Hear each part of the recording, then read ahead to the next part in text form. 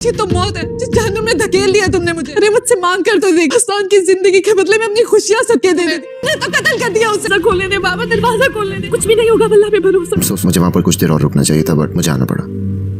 अम्मी की तबीयत ठीक। तेरे जाने के बाद ड्रामे में अब सफ़ीर तो एक कंगाल इंसान था।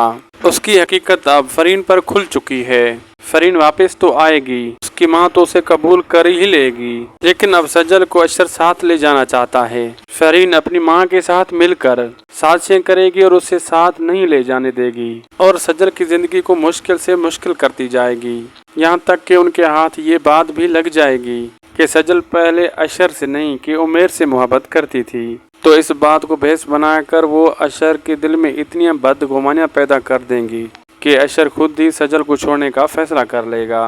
आप लोगों को ये ड्रामा कैसा लग रहा है, किसकी एक्टिंग अच्छी लग रही है, अपनी कीमती राय कमेंट सेक्शन में दीजिए। वीडियो अच्छी लगी तो लाइक शेयर सब्सक्राइब करना न भूलें। मिलते हैं अगली वीडियो में। अल्लाह हाफिज़।